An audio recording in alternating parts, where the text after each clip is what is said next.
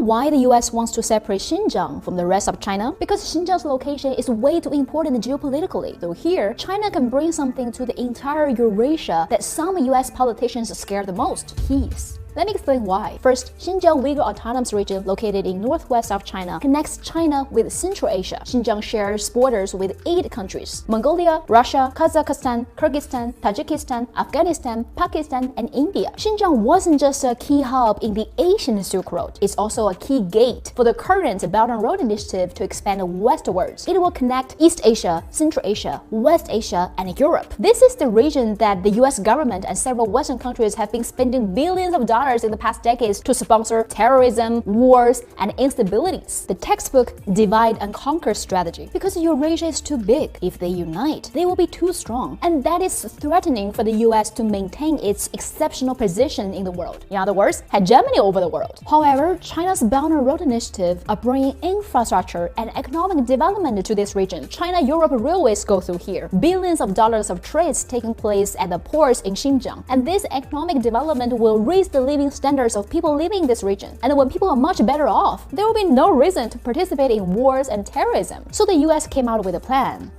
How about we support separatism and divide Xinjiang from China? In the 1990s, this political analyst named Graham E. Fuller, who served both in the National Intelligence Council and CIA, wrote a report called The Xinjiang Problem. In this report, he was teaching his fellow politicians and scholars how to play the Uyghur card and stoke separatism among Uyghurs to destabilize and contain China. If you don't believe my words, how about listening to the words of retired US Army Colonel Lauren B. Wilkerson himself? He used to serve as the Chief of Staff to the US Secretary of State Colin Powell. The one I spent 31 years in, the military.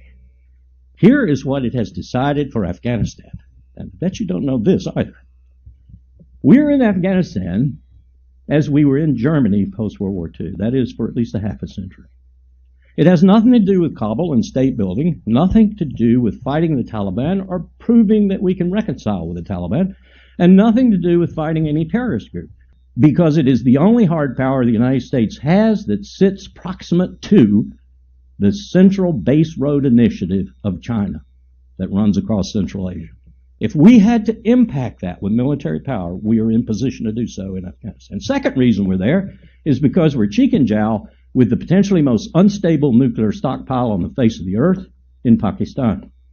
We want to be able to leap on that stockpile and stabilize it if necessary. And the third reason we're there is because there are 20 million Uyghurs, and if the CIA has to mount an operation using those Uyghurs, as Erdogan has done in Turkey against Assad, there are 20,000 of them in Idlib in Syria right now, for example. That's why the Chinese might be deploying military forces to Syria in the very near future to take care of those Uyghurs that Erdogan invited in.